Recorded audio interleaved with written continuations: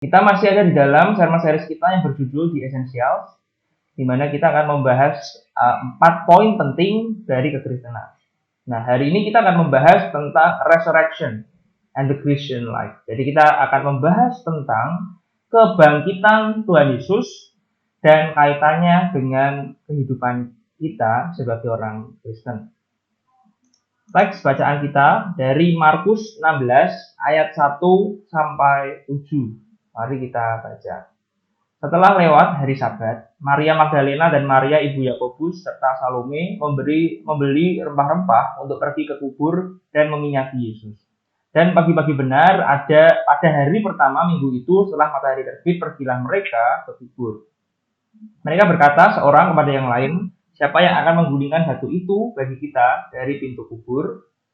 Tetapi ketika mereka melihat dari dekat, tampaklah batu yang memang sangat besar itu sudah terguling. Lalu mereka masuk ke dalam kubur dan mereka melihat seorang muda yang memakai jubah putih duduk di sebelah kanan. Mereka pun sangat terkejut, tetapi orang muda itu berkata kepada mereka, jangan takut, kamu mencari Yesus orang Nazaret yang disalibkan itu. Ia telah bangkit, ia tidak ada di sini. Lihat, inilah tempat mereka membaringkan dia. Tetapi sekarang pergilah, katakanlah kepada murid-muridnya dan kepada Petrus, ia mendahului kamu ke Galilea, di sana kamu akan melihat dia, seperti yang sudah dikatakannya kepada kamu. Amin. Dalam sermon-sermon sebelumnya, kita sudah membahas mengenai siapa itu Tuhan Yesus. Dalam minggu yang kelima, kita sudah membahas bahwa Tuhan Yesus adalah Raja atas Israel melalui sebutannya sebagai anak Allah dan Mesias. Tapi dia bukan hanya raja atas Israel, tetapi raja dari seluruh dunia. Sebab ia adalah pribadi kedua dari Allah Tritunggal, yang mana keilahiannya dinyatakan dalam sebutannya sebagai anak manusia, atau sosok ilahi dalam penglihatan Nabi Daniel. Kemudian minggu lalu, dalam minggu ke-6, kita juga sudah membahas bahwa Tuhan Yesus bukan hanya raja yang duduk di atas tahta, tetapi dia adalah raja yang mau meninggalkan tahtanya dan kemewahannya di surga dengan cara menjadi manusia dan bahkan mati di kayu salib. Dia bukan hanya seorang glorious king, tetapi dia juga adalah suffering king dan juga suffering servant, di mana kita juga melihat dari tulisan Nabi Yesaya tentang hamba yang menderita di dalam Yesaya 52 dan 53 dalam kaitannya dengan penggenapannya di dalam pribadi Tuhan Yesus Kristus. Kematiannya di kayu salib berfungsi sebagai dua hal sekaligus. Yang pertama sebagai domba Paskah yang dikorbankan atau kambing jantan yang dikorbankan pada hari raya pendamaian yang kita baca minggu lalu di kitab Imamat, yang berperan sebagai korban penghapus dosa. Yang fungsinya apa? Mendamaikan kita dengan Allah. Ingat, kita juga sudah pernah membahas bahwa dosa bukan hanya sekedar melanggar target, tetapi dosa adalah hutang, rusaknya hubungan kita dengan Allah dan juga pemberontakan kosmis. Nah, melalui korban Kristus kita didamaikan dengan Allah. Tapi bagaimana caranya kita bisa didamaikan dengan Allah? Yaitu dengan Kristus. Bukan hanya menjadi kambing jantan yang dipersembahkan sebagai korban pendamaian, tetapi Kristus juga menjadi kambing jantan yang satunya lagi yang kita baca minggu lalu di kitab Imamat. Yang apa? Yang mana imam itu mentransfer dosa umat Israel ke atas kepala dari kambing itu, lalu kambing itu dilepas keluar perkemahan orang Israel ke dalam kegelapan padang gurun. Nah, Yesus mendamaikan kita dengan cara yang sama, di mana Allah melakukan yang namanya transfer dosa. Jadi dosa kita ditransfer kepada Tuhan Yesus, dan kemudian melalui jalan salib atau yang dalam bahasa Latin dikatakan sebagai Via Dolorosa, Tuhan Yesus dibawa keluar dari kota Yerusalem. Kota Yerusalem adalah tempat di mana ada bait Allah. Nah, kemudian Tuhan Yesus juga disalib di Golgota. Nah, ini adalah peta dari Golgota dan Yerusalem kuno yang minggu lalu aku belum sempat share ya karena kelewatan. Jadi kalau kita lihat di gambar yang di tengah itu ya kecil, ini aku bantu. Nah, di bagian yang kasih warna merah itu ada Golgota. Nah, bagian tengah itu adalah kota Yerusalem kuno. Nah, ketika Tuhan Yesus diadili di dalam kota Yerusalem oleh Pilatus, Kayafas dan sebagainya, lalu ia dibawa keluar untuk disalib, maka terjadi proses dia keluar dari kota Yerusalem. Nah, dengan cara yang sama, itu dia digambarkan sebagai kambing jantan, yang mana dosa orang Israel diberikan kepada kambing jantan itu, dan kambing jantan itu dibawa keluar dari perkemahan orang Israel. Nah, Golgota atau Calvary dalam bahasa Latin berarti bukit tengkorak, letaknya sedikit di luar kota Yerusalem. Hal ini menjadi penggenapan dari kambing jantan yang sudah kita baca di kitab Imamat minggu lalu. Apa yang terjadi di atas kayu salib adalah peristiwa yang sangat penting, di mana manusia yang berdosa didamaikan dengan Allah yang kudus. Itulah mengapa Tuhan Yesus berkata sudah selesai, atau dalam bahasa Yunani dikatakan tetelestai, di dalam bahasa Ibrani dikatakan nislam. Nislam dari akar kata shalom, artinya damai. Jadi ketika Tuhan Yesus mengatakan nislam atau sudah selesai, maka yang sudah selesai itu apa? Yang sudah selesai adalah pendamaian. Saat Allah yang kudus sudah didamaikan kembali dengan manusia yang berdosa. Hal ini mengingatkan kita pada kisah di Taman Eden sebelum Adam berbuat dosa. Jadi pada hakikatnya keselamatan adalah usaha Allah untuk mengembalikan manusia. Kemana? Ke rancangan semula. Seperti saat Adam belum jatuh ke dalam dosa. Jadi di sini terjadi pertukaran ilahi. Bagaimana hal ini bisa terjadi? Bukankah hari ini kita juga masih berbuat dosa? Dan kita juga masih bisa dikatakan kita adalah pendosa. Ya benar, saat ini kita memang masih orang berdosa. Dan kita juga orang yang sudah dibenarkan melalui karya Kristus di kayu salib. Itulah mengapa Bapak Gereja Reformasi, Martin Luther mengatakan simul justus et peccator, ya artinya pada saat yang bersamaan kita adalah orang yang dibenarkan dan kita juga adalah seorang pendosa. Saat ini kita masih berbuat dosa. Ya, kita masih berbuat dosa. Sekali, dua kali kita masih berbuat dosa. Tetapi kita tidak hidup terus di dalam dosa. Dan di hadapan Allah kita dilihat bukan sebagai pendosa lagi, tetapi sebagai orang yang benar. Bukan karena Allah berbohong atau karena Allah pura-pura nggak tahu, tetapi karena di atas kayu salib terjadi sebuah pertukaran ilahi, sebuah substitusi, di mana dosa kita, kesalahan kita, pelanggaran kita ditransfer ke Tuhan Yesus dan kebenaran Kristus ditransfer balik. Atau kalau bahasa teologi dikatakan diimputasi, diperhitungkan kepada kita.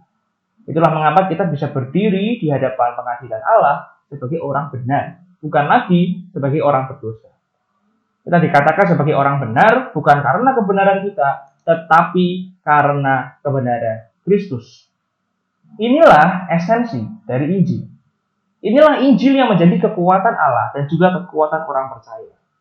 Inilah yang membedakan kekristenan dengan agama lain. Ketika agama berkata, kamu harus melakukan ini, kamu harus melakukan itu, Injil berkata, sudah selesai. Karena Tuhan Yesus sudah melakukannya untuk kita. Di dalam agama-agama, harapan kita satu-satunya adalah menjalani hidup sebaik mungkin. Agar apa? Agar Allah memberkati kita. Agar Allah mengabulkan doa kita. Agar Allah bisa memberikan kita kesempatan untuk masuk surga. Agar Allah melakukan kepada kita sesuatu. Terjadi transaksi antara kita dengan Allah. Tetapi di dalam Injil, kita tidak lagi mengejar hadirat Allah. Kita tidak lagi mengejar perkenanan Allah. Kita tidak lagi mengejar berkat Allah. Karena berkat terbesar Allah sudah diberikan kepada kita melalui Tuhan Yesus. Kehadiran Allah yang terbesar adalah saat tubuh kita menjadi baik Roh Kudus. Di mana Allah mau tinggal dalam kita dan memperbarui hidup kita. Pertobatan bukan lagi sebuah sarana untuk mendapatkan berkat Allah, tetapi pertobatan bahkan bisa menjadi sebuah ungkapan rasa syukur kepada Allah yang sudah menebus kita. Dan kita juga tidak lagi hidup berfokus pada berkat-berkat jasmani. Sebab harta terbesar kita adalah Allah Tritunggal. Yang dengan kasihnya menciptakan kita. Dan dengan kasihnya menebus kita. Dan dengan kasihnya terus memperbarui kita dari hari ke hari. Saat kita taat, kita tidak lagi punya motivasi secara egoistik mencari sesuatu dari Allah. Tapi saat kita taat, kita tahu bahwa saat kita melakukan itu semua, tujuan kita hanya satu, yaitu untuk mendapatkan Allah. untuk menikmati Allah, untuk hidup serupa dengannya. Karena kita sadar bahwa oleh kematian Kristus di kayu salib, kita sudah dipersatukan dengan Kristus. Itulah esensi dari Injil. Agama berkata saya taat karena itu Allah mau menerima saya. Tetapi Injil berkata saya diterima dan diangkat menjadi anak-anak Allah. Karena itu saya taat. Timothy Keller mengatakan, religion makes us proud of what we have done. The gospel makes us proud of what Jesus has done. Agama-agama membuat kita bangga pada apa yang sudah kita lakukan. Kita sudah memberi, kita sudah menolong orang, kita sudah melakukan A, melakukan B, melakukan C. Tetapi Injil membuat kita bangga, bukan karena apa yang sudah kita lakukan, tetapi karena apa yang Tuhan Yesus sudah lakukan buat kita. Injil membuat kita sadar bahwa kita bukan siapa-siapa. Injil membuat kita sadar bahwa kalau kita ada hingga hari ini, itu semua bukan karena kebaikan kita, tapi semua karena anugerah Tuhan. Tapi kalau kita lihat dari kisah-kisah di Alkitab, peristiwa setelah penyaliban bukanlah sebuah kisah yang penuh dengan pengharapan. Para murid tidak hidup di dalam rasa sukacita dan rasa gembira. Tetapi setelah Tuhan Yesus disalib, ternyata para murid hidup di dalam rasa putus asa dan kekecewaan. Tidak seperti yang kita rasakan saat ini. Para murid tidak hidup dalam pengharapan setelah Tuhan Yesus disalib. Tapi mereka justru hidup dalam rasa putus asa dan kekecewaan. Bahkan Petrus pun kembali menjadi nelayan. Tidak ada sesuatu yang baru buat mereka. Bagaimana mungkin, mereka berpikir ya, bagaimana mungkin sang raja yang mereka tunggu-tunggu, inilah Mesias, raja orang Israel, raja orang Yahudi, yang akan memulihkan bangsa Israel. Kok mati dengan cara yang seperti itu? Di mana janji pemulihan Israel? Kita para nabi mengatakan Mesias akan memulihkan Israel. Tapi saat Kristus datang, mana janji itu? Apakah itu Mesias yang kita tunggu? Atau kita harus menunggu Mesias yang lainnya? Bukankah sikap mereka kadang juga serupa, mirip dengan apa yang kita alami setiap hari? Saat keadaan yang kita harapkan tidak terjadi, orang Israel mengharapkan raja mereka, Mesias itu, akan menjadi raja yang membawa kemenangan bagi mereka. Tapi kok mati di kayu salib? Buat kita, seringkali kalau kita mengharapkan sesuatu, tapi tidak terjadi, seringkali kita juga bertanya, katanya Allah baik dengan kita. Katanya Allah mengasihi kita. Di mana janjinya Allah? Katanya Allah dekat dengan kita. Tapi kok aku lewat kuburan kok merinding? Di mana Allah saat teman-teman kita mengkhianati kita? Di mana Allah saat melalui pandemi corona ini kita harus sendiri di rumah? Di mana Allah saat keluarga kita berantakan? Di mana Allah saat yang kita inginkan tidak terjadi? Di mana Allah saat mungkin ada orang yang kita kasihi mengalami kecelakaan atau harus masuk ke rumah sakit atau hal-hal yang kita tidak inginkan? Atau bahkan saat kita mungkin punya doi gitu ya, lalu dia tanda kutip selingkuh dengan orang lain. Di mana Allah? Kenapa Allah tidak memberhentikan itu? Kenapa Allah tidak membantu kita? Di mana Allah? Kita seringkali kecewa dengan Allah saat semua tidak terjadi sesuai dengan ekspektasi kita. Itulah yang membuat kita sadar bahwa saat kita membaca Alkitab, tokoh-tokoh yang ada di dalam Alkitab seringkali mencerminkan siapa diri kita. Diri kita yang tidak sempurna, yang hidup dalam keputusasaan, yang hidup dalam kekecewaan. Bahwa tokoh-tokoh di Alkitab bukan manusia super. Mereka adalah manusia yang sama dengan kita. Manusia yang seperti itu. Kita kembali lagi ke teks kita. Para murid putus asa, tetapi mereka mengasihi Tuhan Yesus. Itulah mengapa dari teks yang kita baca tadi, mereka pergi ke kubur Tuhan Yesus. Dan di dalam tradisi orang Israel, bahwa orang yang mati setelah dimandikan, mereka dirempahi dan diminyaki. Nah, ini ada beberapa penafsiran ya, bahwa mungkin Yusuf orang Arimatea itu sudah merempahi dulu Tuhan Yesus, dan kemudian ini para wanita merempahi lagi sekian hari kemudian. Nah, itu adalah tradisi di dalam budaya Yahudi. Kemudian ketika mereka tiba di kubur itu, ternyata batu penutup kubur sudah terbuka Dan mereka melihat seorang muda memakai jubah putih duduk di sebelah kanan mereka, sangat terkejut. Tapi orang muda itu berkata, "Jangan takut, kamu mencari Yesus orang Nazaret yang disalibkan itu. Ia telah bangkit, ia tidak ada di sini. Lihat, inilah tempat mereka membaringkan dia." Nah, ini agak lucu ya. Orang-orangnya jelas-jelas kaget kok ya bilang jangan takut. Ya siapa yang nggak takut ya? Kalau kita juga di posisi itu kita juga akan takut. Kok orangnya dengan mudahnya bilang jangan takut. Nah, terus kita telah melihat dari teks yang kita baca bahwa Tuhan Yesus bangkit. He is risen. Yesus telah bangkit. Para murid ingat ya, tidak pernah mengharapkan kebangkitan Tuhan Yesus. Mereka tidak tahu bahwa Tuhan Yesus akan bangkit. Yang mereka percaya sebagai orang Yahudi pada umumnya adalah akan ada kebangkitan nanti di akhir zaman. Nah, mereka tidak tahu dan mereka juga tidak mengharapkan ada kebangkitan tubuh, terutama Tuhan Yesus yang mati akan bangkit lagi. Nah, padahal Tuhan Yesus sendiri juga sudah mengajar bahwa dia akan bangkit 3 hari setelah dia mati di kayu salib. Tapi ketika melihat peristiwa di kubur yang kosong itu, para murid malah mengira bahwa mayat Tuhan Yesus itu dicuri. Dalam Yohanes 20, Maria mengatakan, "Tuhanku telah diambil orang dan aku tidak tahu di mana dia berada sekarang." Nah, jadi posisi orang Israel saat itu tidak tahu dan tidak mengharapkan ada kebangkitan. Kemudian mereka baru sedikit percaya ketika malaikat itu berkata di dalam Lukas 24, dia mengingatkan, "Ingat gak, dulu Tuhan Yesus pernah bilang bahwa anak manusia itu harus diserahkan ke tangan orang-orang yang berdosa dan disalibkan, dan dia akan bangkit pada hari yang ketiga." Tuhan itu sudah mengatakan itu beberapa kali. Dan ketika malaikat itu mengingatkan, mereka baru mulai ingat, oh iya ya. Hal ini menunjukkan kepada kita bahwa kisah kebangkitan Tuhan Yesus bukan sebuah rekayasa, bukan sebuah kebohongan. Banyak sekali orang-orang dari yang non-Kristen tidak mau menerima peristiwa kebangkitan dan mengatakan itu rekayasa para murid-murid. Itulah mengapa tadi aku selalu mengingatkan bahwa para muridmu tidak mengharapkan bahwa akan ada kebangkitan. Mereka bahkan mengira bahwa Tuhan Yesus itu dicuri.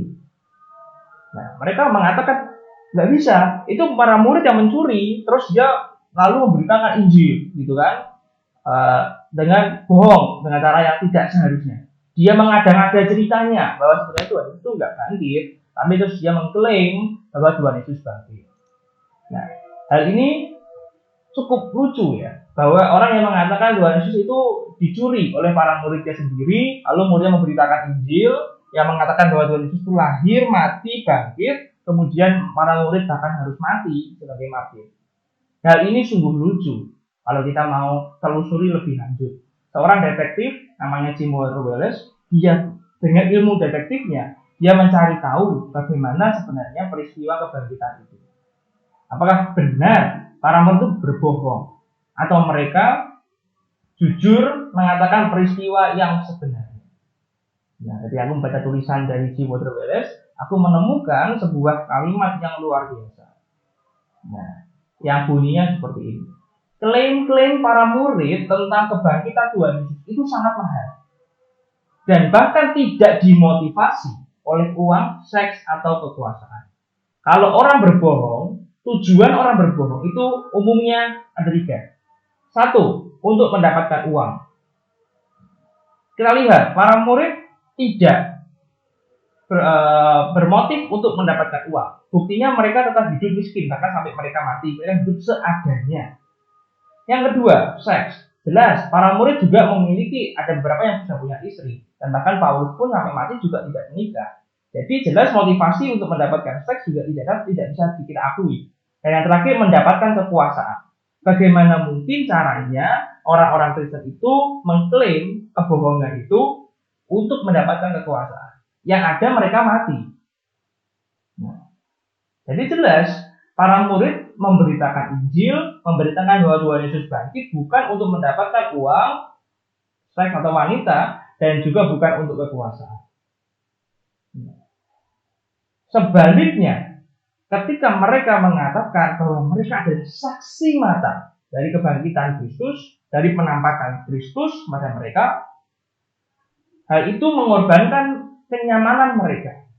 Hal itu mengorbankan keluarga mereka. Dan hal itu juga mengorbankan nyawa mereka. Jadi klaim tentang kebangkitan Tuhan Yesus di dalam kitab-kitab Injil dan tulisan para rasul, hal itu tidak bisa kita katakan sebagai sebuah pembohongan atau rekayasa. Karena mana ada orang mau mati dengan cara yang tidak wajar hanya untuk sebuah kebohongan. Nah, kalau orang berbohong untuk mendapatkan jabatan, mendapatkan uang, mendapatkan seks, itu oke. Tapi kita lihat para murid tidak mendapatkan itu semua. Dan bahkan mereka harus mati. Jadi kita bisa simpulkan bahwa para murid tidak pernah mengharapkan kebangkitan Tuhan Yesus. Mereka hanya percaya kebangkitan. Melalui apa? Melalui kubur kosong dan penampakan badannya. Ingat, para murid tidak percaya kebangkitan hanya melalui kubur kosong. Ya kan? Bahkan nanti Maria mengatakan apa? Tuhanku telah dicuri. Jadi para murid tidak percaya hanya dengan kubur kosong. Satu. Lalu setelah Tuhan Yesus bangkit, kubur kosong, jadi apa? Penampakan. Tuhan Yesus menampakkan diri beberapa kali kepada para murid. Ya kan? Bahkan sampai Thomas itu memegang bekas paku Tuhan Yesus dan sebagainya, yang Tuhan Yesus makan ikan goreng bersama para murid dan sebagainya. Ya. Jadi ada penampakan badannya. Jadi jelas, baru setelah peristiwa itu para murid mengklaim sebagai saksi mata. Dalam Alkitab dikatakan kami adalah saksi. Mereka mengklaim sebagai saksi hanya setelah mereka melihat kubur kosong dan penampakan badannya yang mereka bisa pegang. Kubur kosong tanpa penampakan mereka mengklaim sebagai mayat yang dicuri. Penampakan tanpa kubur kosong itu adalah halusinasi. Kubur kosong dan penampakan mungkin adalah kombinasi dari mayat yang dicuri dan dari halusinasi. Tetapi kubur kosong dan penampakan badannya seperti pada gambar ikon itu ya, gambar bahwa Thomas memegang langsung bukan hanya roh, tetapi itu badannya Tuhan Yesus. Tubuh kebangkitan yang dipegang oleh Thomas.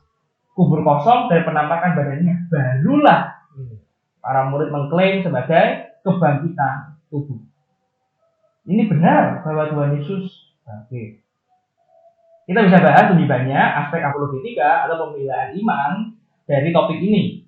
Kalau malam mungkin ada pertanyaan, enggak bisa begitu, bukankah mungkin nanti mayatnya dicuri alien atau mungkin apalagi murid itu halusinasi rame-rame, gitu kan? Atau mungkin Yesus tidak mati tapi hanya pingsan aja di kayu salib, lalu bisa pergi ketemu murid-muridnya dan sebagainya. Nanti kita bisa bahas itu kalau mau secara terpisah ya. Kita tidak bisa bahas itu saat ini, karena kalau kita bahas itu jadi seminar. Nah, jadi kita telah melihat bahwa para murid awalnya tidak percaya. Lalu dia mengklaim sebagai saksi mata setelah melihat kubur kosong dan penampakan badannya. Lalu kemudian para murid rela mati memberitakan Injil. Matius 28 ayat 8, mereka segera pergi dari kubur itu. Dengan takut pasti, dan juga dengan apa? Dengan sukacita yang besar. Dan berlari cepat-cepat untuk memberitahukannya kepada murid-murid Tuhan Yesus.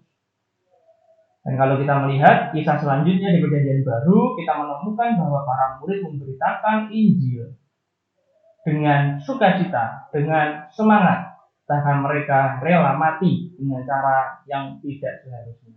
Ada yang mati dengan cara disalib, ada yang bahkan harus digoreng di minyak, ada yang harus ditarik dengan kuda sampai mati, ditombak, dan sebagainya. Bahkan muridnya mereka, murid dari Yohanes, namanya Polikarpus, seorang bapak gereja, dia harus mati dengan cara apa? Dibakar, kemudian dimasukkan kayak gladiator. Jadi bahkan mereka pun mau untuk itu. Mereka bilang, kalau aku gak salah mengutip ya, lupa teksnya, dia bilang Polikarpus mengatakan seperti itu. Kamu membakar aku hanya sebentar. Aku penderitaan yang aku rasakan hanya sebentar. Karena setelah aku mati, aku bisa segera bertemu dengan Tuhanku. Dan saat itulah aku bisa mengalami sukacita yang luar biasa, bukan hanya sementara, tapi selamanya. Wow, inilah semangat dari pemberitaan Injil dari para murid Tuhan Yesus. Karena apa? Karena mereka telah mengalami peristiwa itu di dalam hidup mereka. Jadi terjadi sebuah perubahan yang luar biasa. Dari orang yang putus asa, kecewa, lalu setelah mereka tahu, mereka berubah menjadi orang yang rela mati untuk memberitakan Injil. Tapi mari kita menanyakan satu pertanyaan yang penting yang harus kita jawab bersama. Mengapa kebangkitan Kristus begitu penting? Mengapa kebangkitan Kristus menjadi begitu penting dan sentral di dalam kekristenan? Bahkan para murid rela memberitakan itu hingga mereka harus mati sebagai martir. Mengapa begitu penting? 1 Korintus 15, Paulus mengatakan bahwa Injil yang mereka beritakan dari mana? Yesus lahir, Yesus disalib, Yesus mati, Yesus bangkit, lalu dia menampakkan kepada para murid-muridnya. Nah, mengapa peristiwa Injil ini sangat penting untuk mereka beritakan? Jawabannya ada di 1 Korintus 15 ayat 14 sampai 19. Tetapi andai kata Kristus tidak dibangkitkan, maka sia-sialah pemberitaan kami dan sia-sialah juga kepercayaan kamu.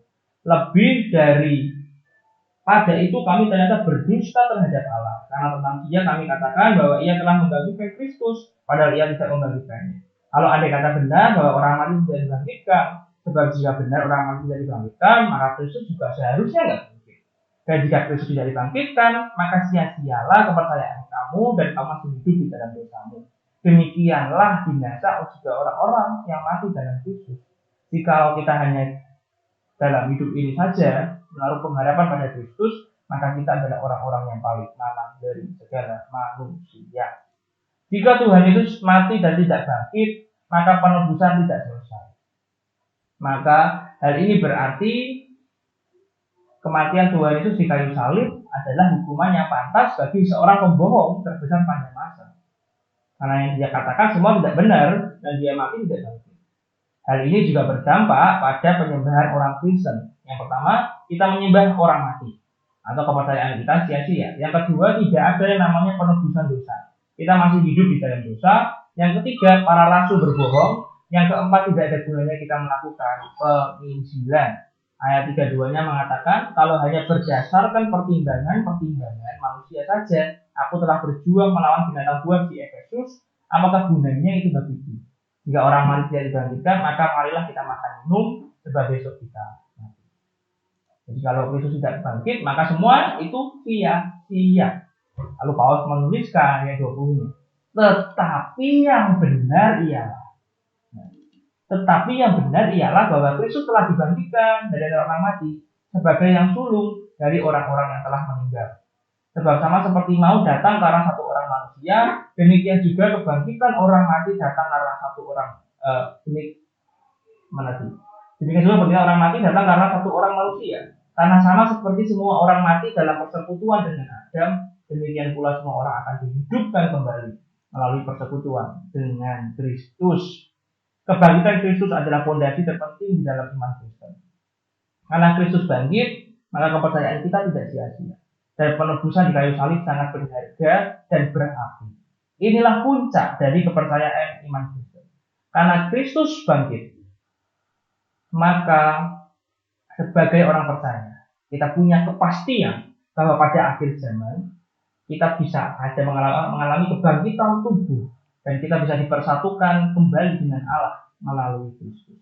Kebangkitan Kristus memberikan pengharapan bagi kita bahwa kematian bukan segalanya, bahwa kematian hanyalah pintu menuju kekekalan dan pintu menuju kehidupan yang sejati, di mana kita bisa bersatu dan bersekutu dengan Allah Tritunggal Maha Kudus selamanya. Sebab Kristus telah mengalahkan dosa, telah mengalahkan kematian, dan mengalahkan penderitaan. Kita semua bergumul dengan masalah dosa, kita bergumul dengan masalah penderitaan, kita bergumul dengan masalah kematian. Kita juga bergumul karena kita harus terpisah dengan Allah. Tetapi puji Tuhan, ketika Kristus datang inkarnasi menjadi manusia, kesenjangan antara Allah dan manusia telah disatukan di dalam tubuh Kristus. Saat Kristus mati di kayu salib karena ketaatannya, dosa dikalahkan. Karena Kristus melalui kematiannya, iblis dikalahkan. Dan terakhir melalui kebangkitannya, musuh terakhir yaitu maut juga sudah dikalahkan. 1 Korintus 55, 15 ayat 55 sampai 57 mengatakan, hai maut, di manakah kemenanganmu? Hai maut, di manakah sengatmu? Sangat maut adalah dosa, dan kuasa dosa adalah hukum Taurat. Tapi syukur kepada Allah yang telah memberikan kepada kita kemenangan oleh Yesus Kristus, Tuhan kita. Kebangkitan Kristus bukan hanya pengharapan masa depan, tapi juga pengharapan bagi kita untuk saat ini. Saat kita mengalami penderitaan, kita bisa dikuatkan dan dimampukan karena kita semua senantiasa melihat kepada siapa? Kepada salib Kristus dan kubur yang kosong. Terakhir, implikasi buat kita. Apa implikasinya buat kita? Selama hidupnya Tuhan Yesus sudah memberikan banyak klaim tentang dirinya. Melalui kata-kata dan tindakannya, ia mengklaim sebagai Allah. Ia mengklaim sebagai pribadi kedua dari Allah Tunggal, dan ia mengklaim bahwa dirinya adalah penggenapan dari seluruh Alkitab Perjanjian Lama. Dan melalui kebangkitannya, kita semua bisa memutuskan apakah Tuhan Yesus adalah seorang pembohong terbesar atau memang dia adalah apa yang dia klaim.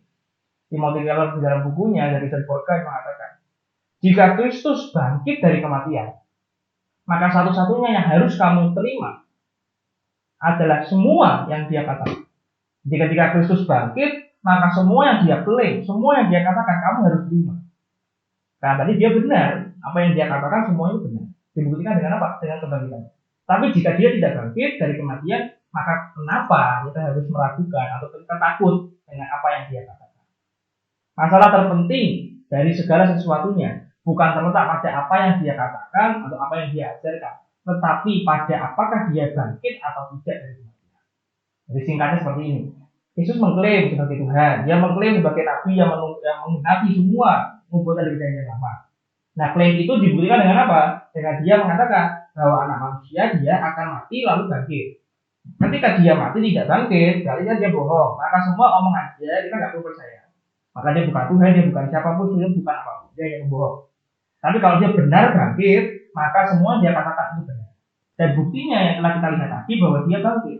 Itulah mengapa kita bisa percaya pada semua yang dia katakan. Satu, kita bisa percaya bahwa dia adalah Allah. Dua, kita bisa percaya bahwa Kristenan adalah agama yang benar.